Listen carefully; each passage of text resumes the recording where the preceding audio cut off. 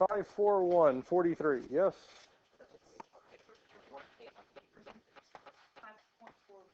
5.41, 43.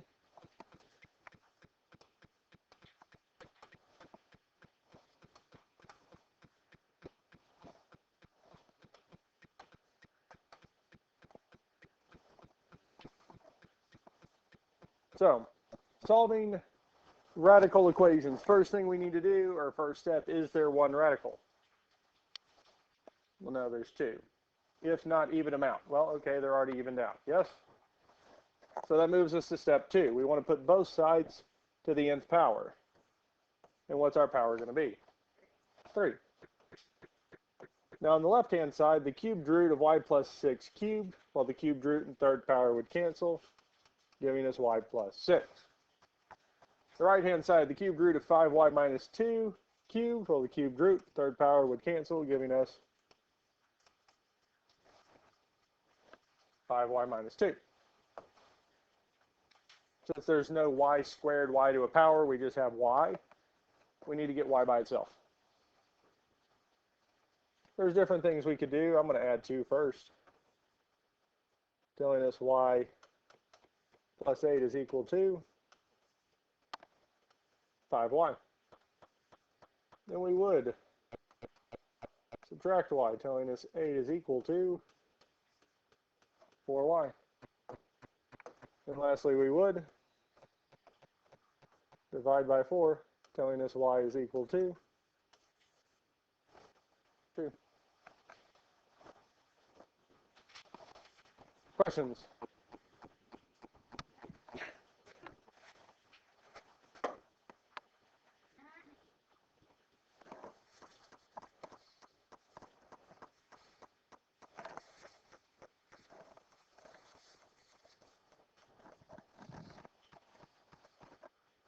Good with that there.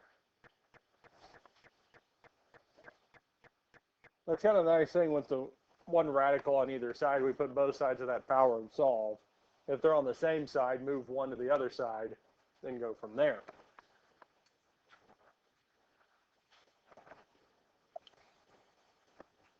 Any other questions?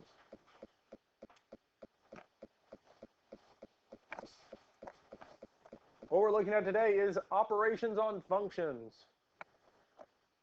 And we have 4: addition, subtraction, multiplication, and division. Now, you don't have to write the full thing out, but I would write the definition out. Because our f plus g of x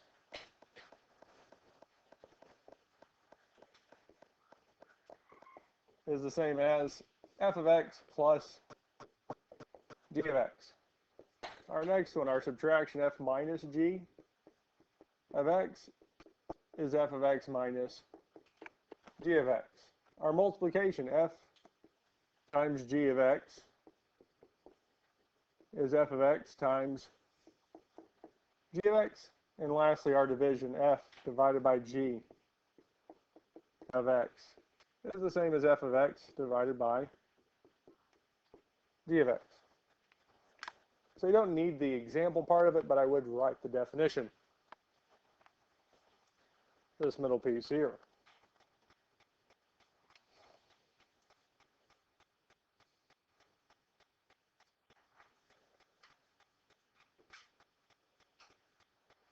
And additionally, the domain of the quotient does not include. So really, the only thing would it also say is that g of x cannot be 0 when we divide. Because if g of x is 0, it means we're dividing by 0. Can't have that.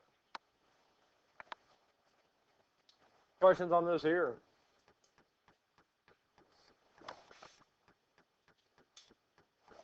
All right, let's look at the first one. First example, let f of x equal 3 square roots of x, and g of x be negative 10 square roots of x. Find f plus g of x, we're not going to worry about the domain, and then evaluate the sum when x is equal to 4. So the first thing we're looking at is f plus g of x. F plus g of x. Well, f plus g of x is the same as f of x plus g of x. All we're doing is adding the two together.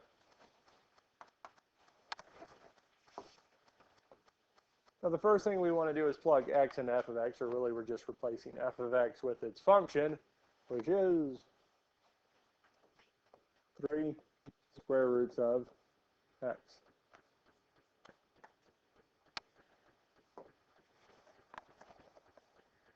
And then we're going to plug x into g of x, or replace it with its function. Negative 10 square roots of x. Questions on this so far? Now at this point here, we're going to add the two together. So we're taking 3 squares of x and adding to it negative 10 square roots of x.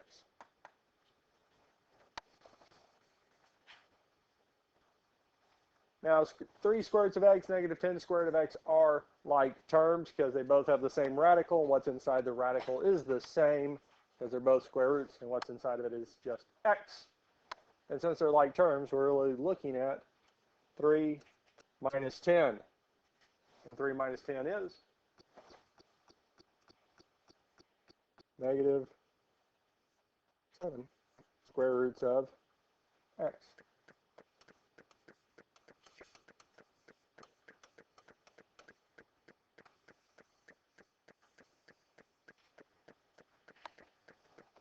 And that's it. We plug in our functions and then combine like terms.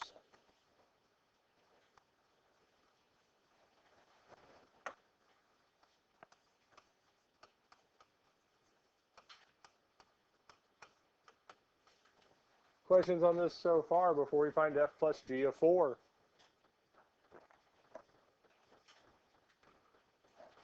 Now f plus g of 4, we found out what f plus g of x is.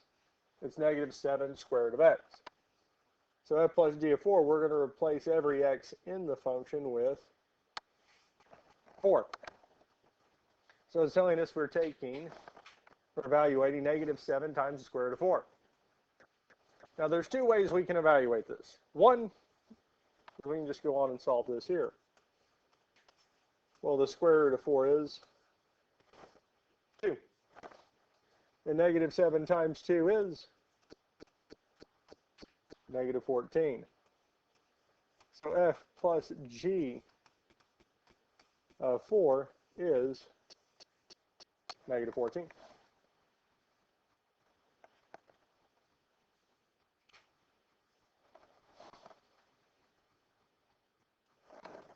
Questions on this here?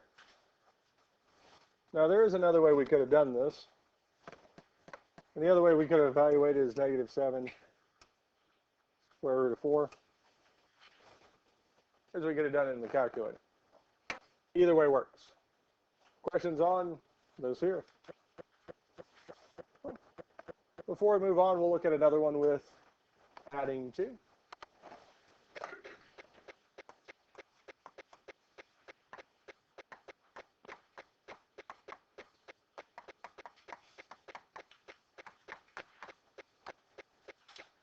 F plus g of x. F of x plus g of x. Now f of x in our case is 5 square root of x. And g of x is negative 8 square root of x.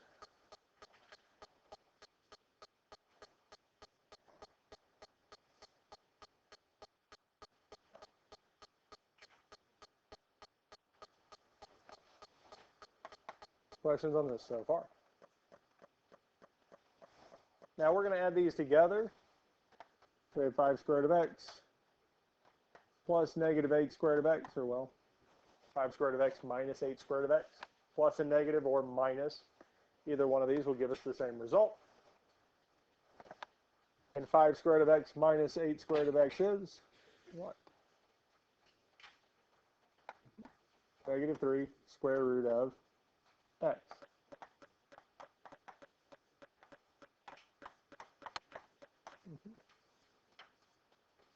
So f plus g of x is negative 3 square root of x. Now it does want us to evaluate this when x is 16.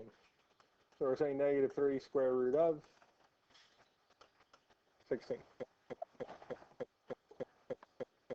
And again, at this point here, we can type the whole thing in the calculator, let it do it for us.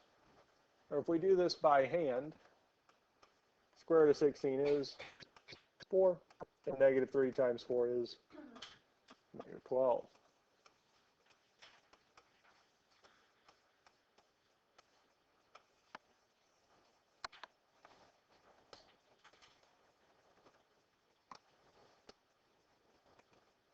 Questions on addition? I mean, it doesn't have to be radicals. We could have any polynomial expression. We can have any expression and do the same thing. We good with this here?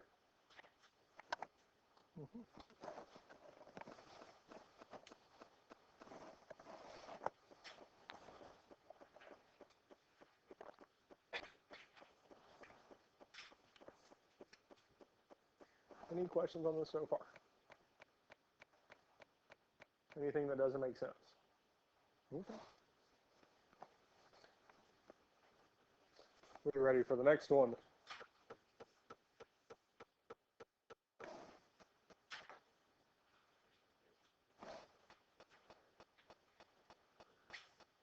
Good.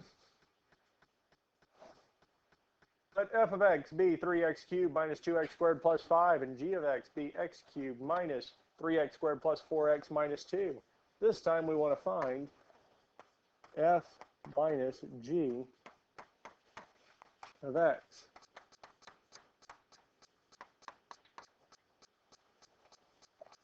Well, f minus g of x is the same as f of x minus g of x. And again, just like we did with addition, I'm going to plug x into f of x, so I'm replacing f of x with its function, which is our 3x cubed minus 2x squared plus 5. And we're subtracting from it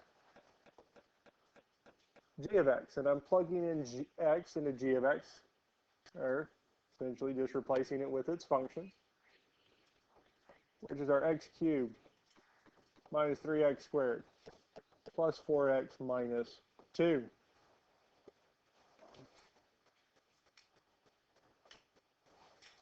Questions on how we got to this point here?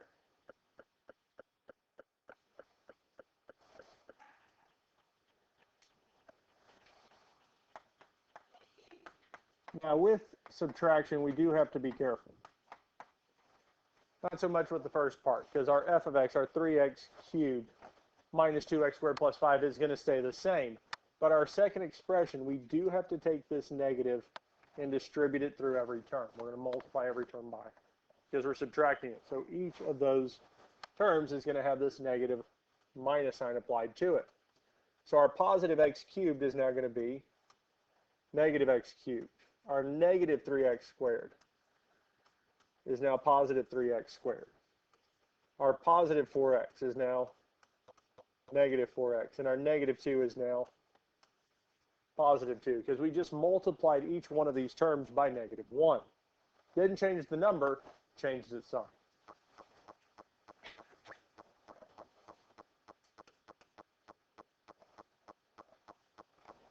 We're ready for the next step. Combine like terms. Always start with the biggest power first. So we have 3x cubed minus x cubed, which is 2x cubed, because we have 3 minus 1 gives us 2. Then we move on to our x squared. Negative 2x squared plus 3x squared would be plus x squared plus 1x squared. Questions on this so far? Our next term after x squared would be x. Well, our f of x did not have an x, but g of x has minus 4x, so it just stays minus 4x. And lastly, 5 plus 2 would be plus 7.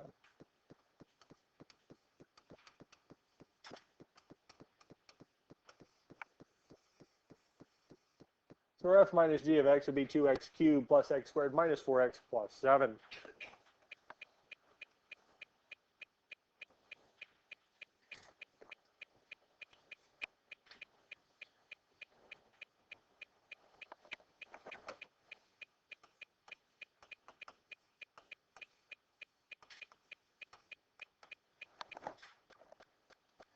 Questions on how we found f minus g of x?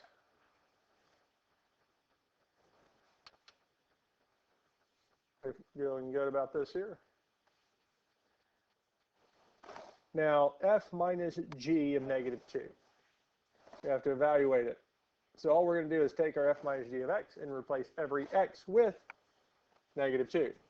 So we'd have 2 times negative 2 cubed plus negative 2 squared minus 4 times negative 2 plus 7. And again, when we evaluate these, we don't have to do this by hand. You can type that whole thing into the calculator and let it do it for us.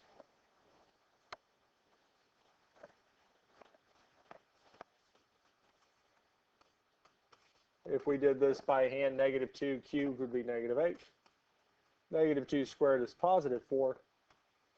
Negative 4 times negative 2 would be plus 8 plus 7. Or 2 times negative 8 would be negative 16. 4 plus 8 is 12, plus 7 is 19.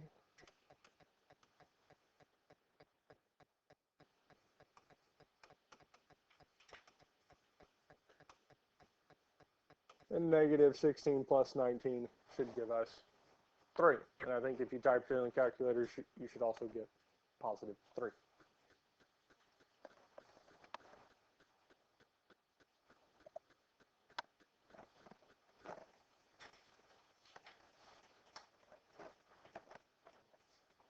Questions on this here? We good with this here?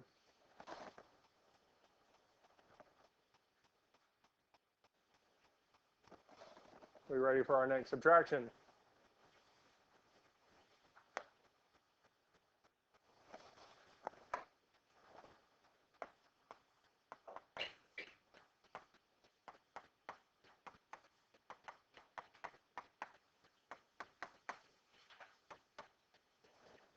So we want to evaluate, or we want to find f minus g of x, and then evaluate it for negative 1. Now our f of x is 2x cubed plus 4x squared minus 8x plus 4. And we're subtracting from it g of x, which is 3x cubed minus 5x squared plus 6x minus 9. So again, the first thing we need to do is set it up. Our f minus g of x is the same as f of x minus g of x. And then we replace f of x with its function and g of x with its function.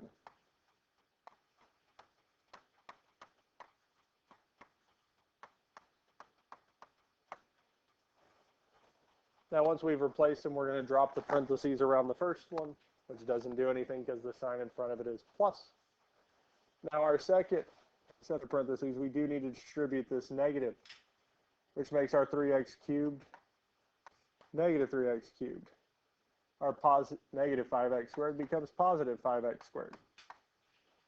Our positive 6x becomes negative 6x, and our negative 9 becomes plus 9.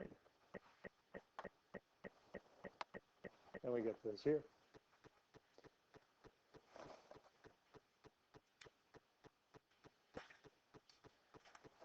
And lastly, we need to combine like terms. 2x cubed minus 3x cubed.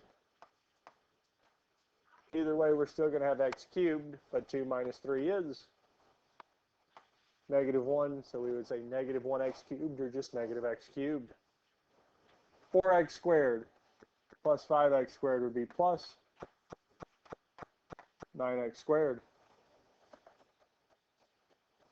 Negative 8x minus 6x is negative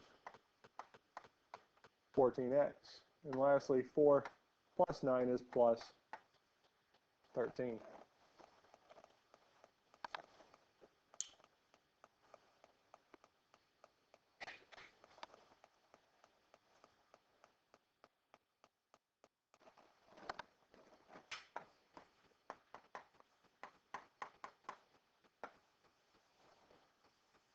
And that would be it. That's our f minus g of x. Questions on this here? Now we do need to evaluate it when x is -1. So we're looking at f minus g of -1, which for us would be negative -1 cubed plus 9 times -1 squared minus 14 times -1 plus 13. And again, we don't have to do this by hand. We could say -1 cubed plus 9 times -1 squared. Well, it'd be helpful if I didn't write that all in the exponent. Squared minus 14 times -1 plus 13 is 37. So our f minus g of -1 is 37. So we don't have to do these by hand. We can if we want to, but it's not a necessity.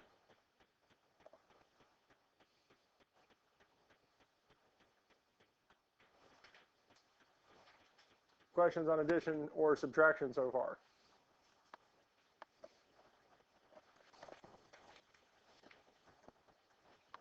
Well, what we're going to be looking at next is multiplication.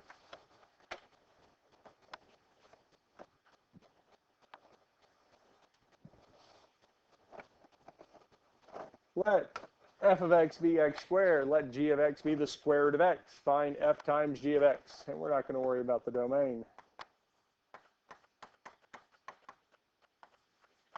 Well, f times g of x is the same as f of x times g of x. We're just multiplying the two functions together. F of x. When we plug x into f of x, we just get x squared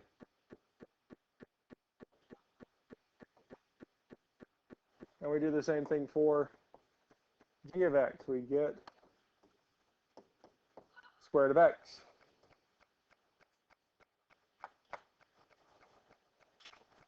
Questions on how we set this up? What do you think we would get when we multiply x squared and the square root of x? We would indeed get x squared times the square root of x. Now, if it was the square root of x squared or kind of vice versa, we would indeed get x, but since we're multiplying, we're just multiplying them together.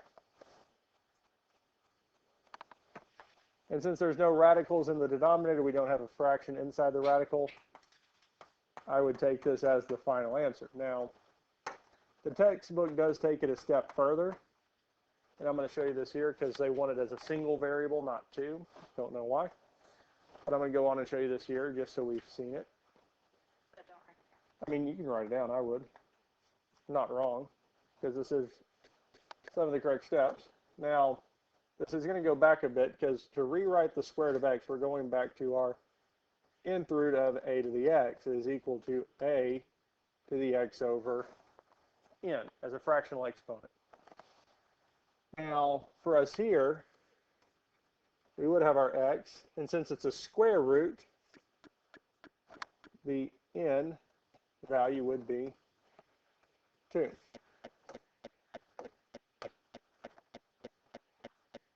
And since there's not a number written for the x, it's understood to be 1. Because x to the 1/2 and the square root of x are indeed the same thing.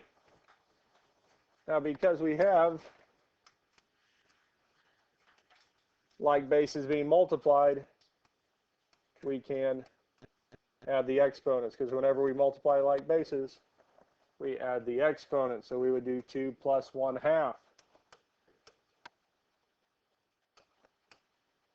2 plus 1/2 is 5/2.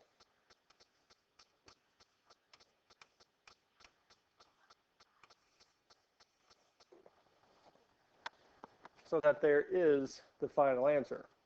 Now, if it was also asking you to divide this, we cannot leave this as x squared over the square root of x. We would have to do these steps here.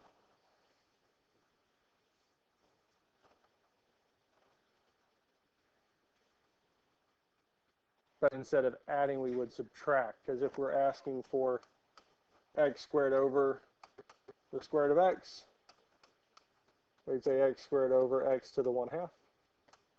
And we divide like bases, we subtract the exponents.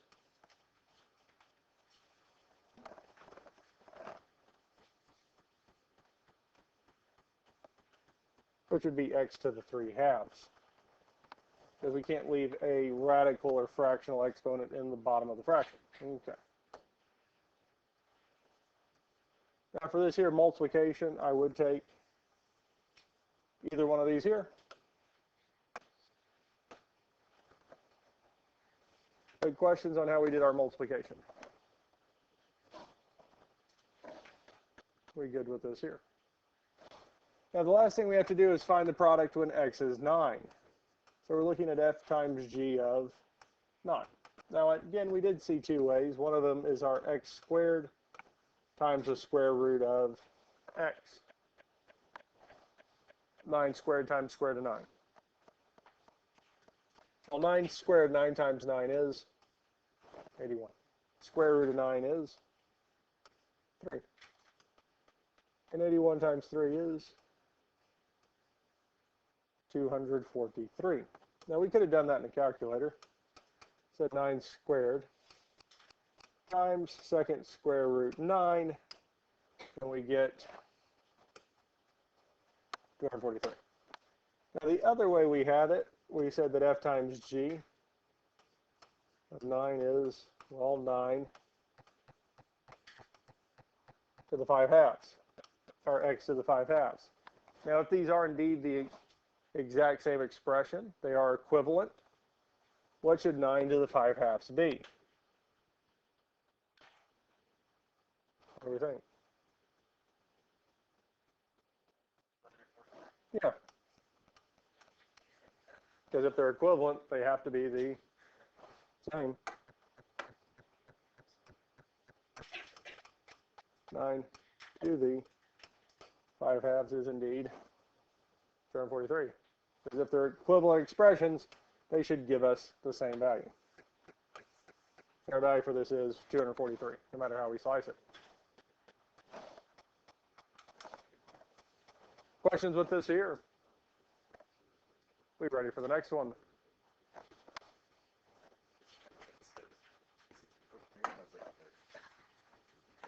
Be nice.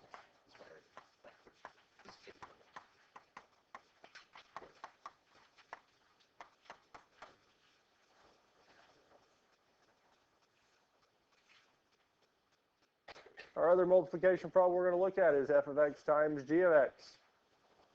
Well, f of x for us is x cubed. G of x is square root of x. Well, x cubed times square root of x is, well, x cubed square root of x.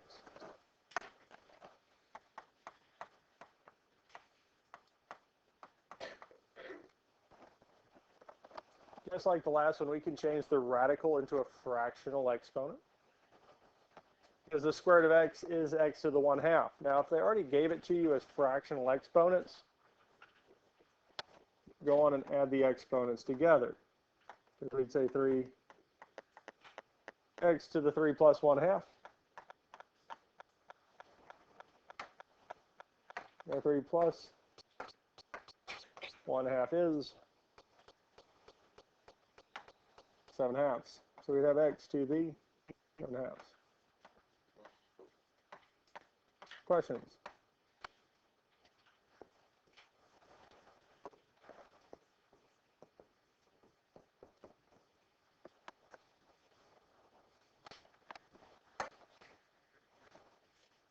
Questions on any of this here? Now we do need to evaluate this when x is 4. So we're saying f times g of 4. Now we could say that this is 4 cubed times the square root of 4, or 4 to the 7 halves. Either way, we will get the same answer. Now 4 cubed is 64. Square root of 4 is 2, and 64 times 2 is 128.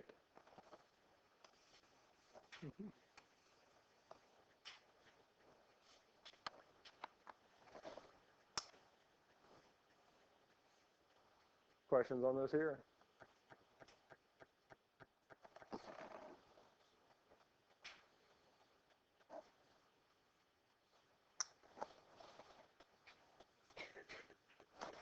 We ready for the next one?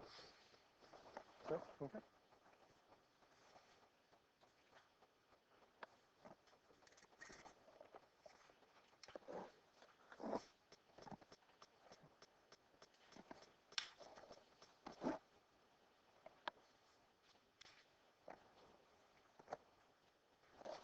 Now the last operation we have is division.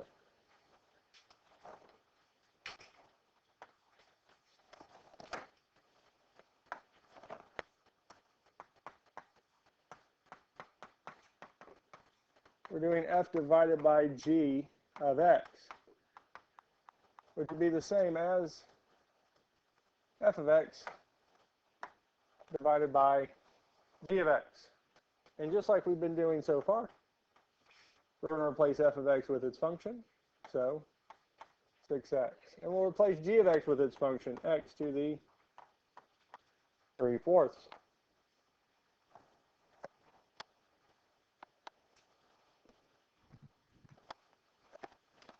Thank you.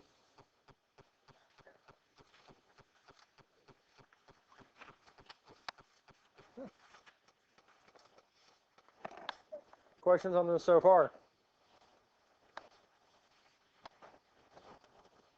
Now at this point here we would divide. Now we would divide the numbers first. Well, that's 6 divided by 1, which is just 6.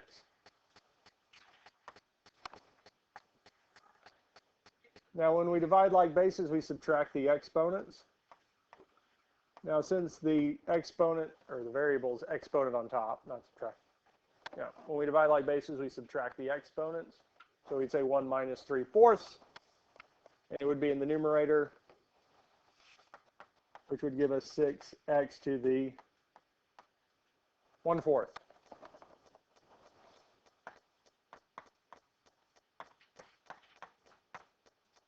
And that there would be our final answer. Questions on this here? Now with these division problems, we do want the variable to end up in the top of the fraction, if at all possible. Now if, let's say, we didn't have this, but it was 7x to the 4th. Well, does 6 and 7 divide evenly? Well, no, 6 divided by 7 does not divide evenly. So we would reduce it as much as possible, which is just 6 over 7, so it would just stay 6/7. Does that make sense? Yeah.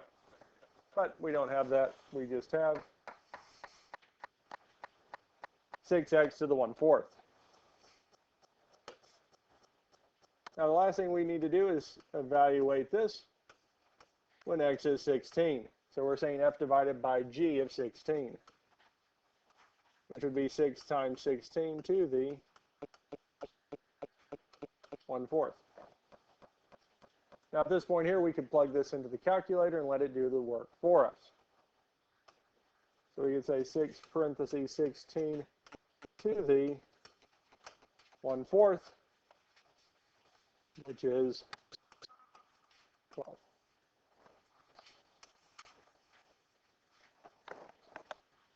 Now if g of x, or what we're dividing by, was a radical, we would need to rewrite it as a fractional exponent and go through this process here. Questions on any of this here? We go with everything so far. All right, let's look at one more of these here.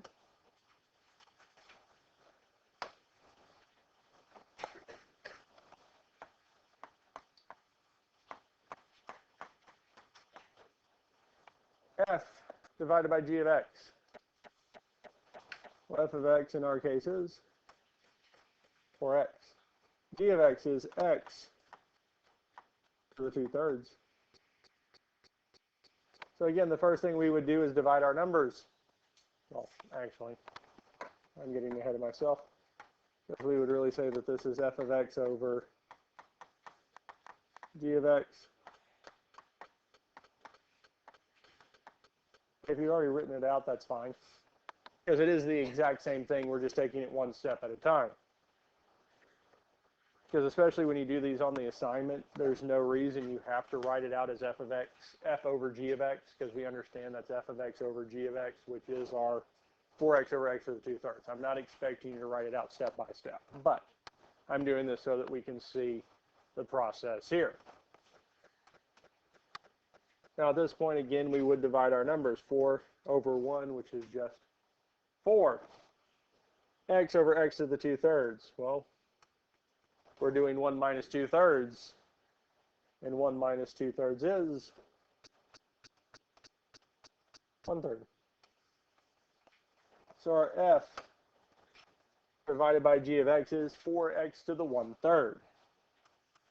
Now if we want to evaluate f divided by g of 27, we're taking 4 times 27 to the 1/3.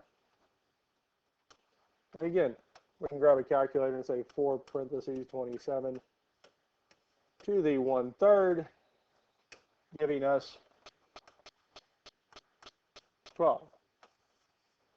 I don't know why every single problem today worked out to be 12 or negative 12, but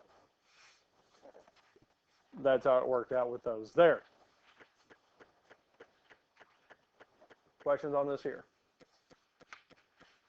We good with this so far? Yes? Well,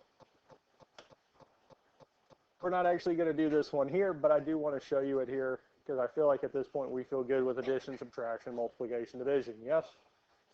Now the homework problem will be similar to this here in that they're going to give you a single f of x, a single g of x, and they want you to add and then subtract the functions. So it's not going to be one problem that asks you to add, then have a different problem that asks you to subtract. They give you these two here. They want you to add them and see what they are added together, then see what they are subtracted, and then evaluate each one for 8. So essentially doing it 2 and 1.